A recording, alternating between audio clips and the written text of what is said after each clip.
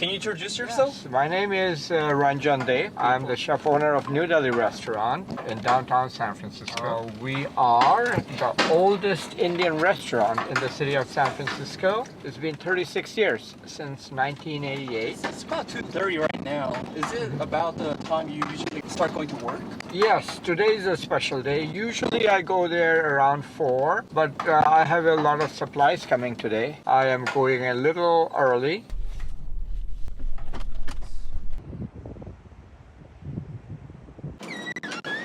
Come on in.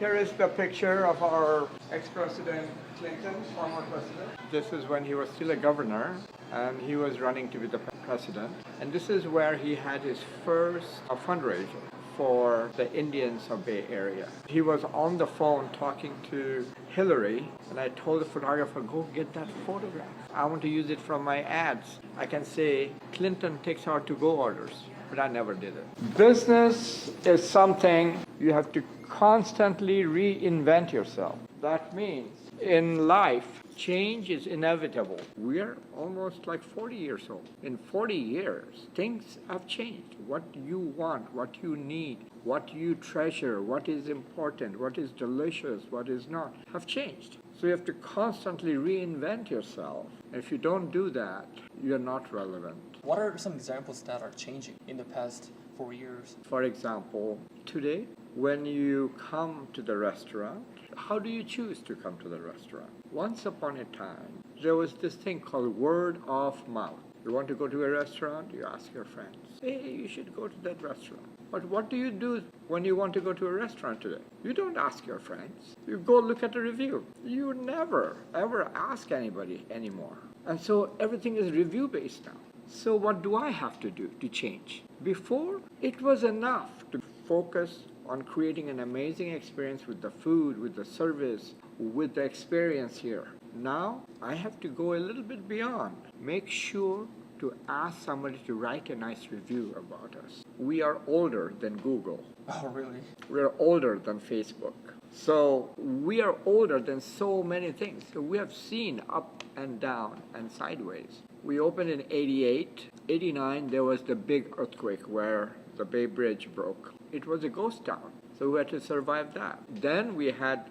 the dot-com crash, the banking crash. Then we had 9/11. There's so many things which has happened. COVID was the hardest because it lasted forever. In the beginning, we thought, okay, it is going to be maybe 2 months, 3 months. It lasted for 2 years. I think nobody could have predicted that. How did you get to survive in those 2 years during the COVID? In this restaurant, 6 plus me, we have been working together for 27 years. So it is truly a family business in so many sense. When COVID happened, those were the defining moments. That's when you have to take care of people who really mean something to you because everything is closed. And there was no help being offered. In the beginning, first 2-3 months, all the cash we had, we just depleted it because I wanted to keep everybody employed.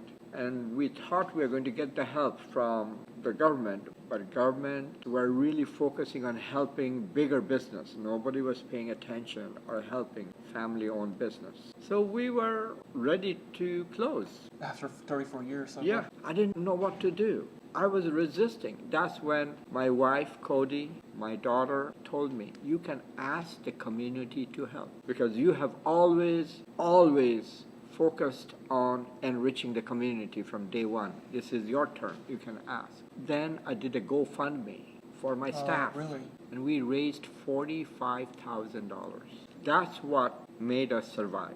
Without that, Without that, I will not be talking to you today. So it is the community. How did you keep in touch with the community? When you want a community, you have to be very intentional. You have to reach out, and then you have to keep in touch. It doesn't happen automatically. The way we keep in touch with them is through our emails. We have over 26,000 people on our email list. Twice a week, we send out, things which we are doing. That is how Keep contact with the community. yeah. Is that your kitchen? This is my kitchen. I've known her for I don't remember how many years. We know each other from the time when I had long hair. So he's making some lentils. This one is our oven, tandoori oven, in which we make all our breads and all our meat. After 45 years of owning a restaurant, what are those things that you stress over and over to make it perfect? The quality, because when you're opening a bag, heating it up and serving it is very different. Why? Because every time you get a shipment of spices, the intensity of the spices will differ depending upon the season, depending upon where we're getting it from. So we have to readjust how much spice we are putting into each dish every time we get a new supply. And then to be aware of making sure you create different things out of the supplies which you have. Do you recommend people to start their own restaurant? Recently, I was a mentor for this amazing individual from Ecuador who had spent most of his time in the high tech. He wanted to open an Ecuadorian restaurant which will not only showcase the heritage of the food from Ecuador, but also the heritage of art, the heritage of performance art, and then bring the community together in one place. The first thing I told him is you should not open a restaurant, because when you are investing in a restaurant, you have to make sure you can cover all the costs, and that will include your rent, your insurance, your electricity, your water, your manpower, your food costs, and plus. However, you can open a pop-up, synergize with a restaurant which is not open during lunchtime, and do a brunch event there. Set it up so that you can pay part of the sales, so not everything is coming out of the pocket whether you make any sales or not. And it was a huge success.